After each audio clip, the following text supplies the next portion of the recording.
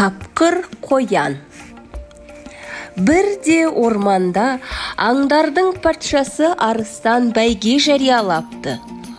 Ол бір қазан суды қайнаттырып, осы суды кім ішіп қойса, көп сыйлық берем деген шарт қойыпты. Көп сый-сияпаттан дәмеленіп, бақтарын сынап көргісі келген аңдар бірінен соң бірі келеді.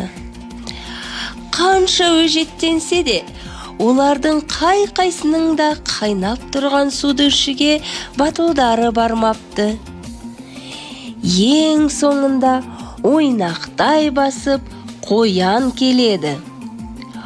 Ол қып-қызыл шоқта тұрған қазанды көтеріп алады да, суды ыстықтай ішуді жақсы көремін, деп жан-жағына қарайды. Ендеше іші ғой, дейді аңдар аң-таң қалып. Аңдардың бәрі қоянның не істейтінін көздерімен көруге асығады.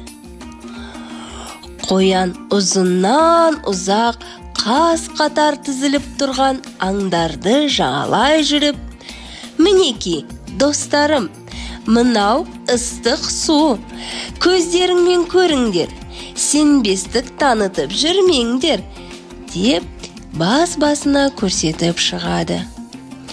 Қоян аңдарды басынан аяғына дейін аралап шығып, бәріне бірдей көрсетем дегенше, қазандағы су суып қалады. Ал қулығын асырған тапқыр қоян суып қалған суды басына бір-ақ көтеріп сіміріп салады.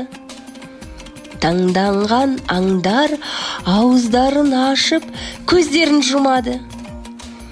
Тіпті олар оянға қызыға қарай бастады.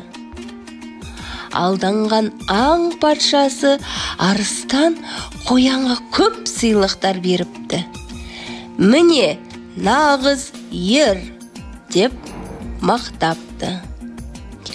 Сөйтіп, небір айлалы аңдардан асып түскен тапқыр қоян көп сыйлыққа ие болып, қуанышы қойнына сыймай кеткен екен.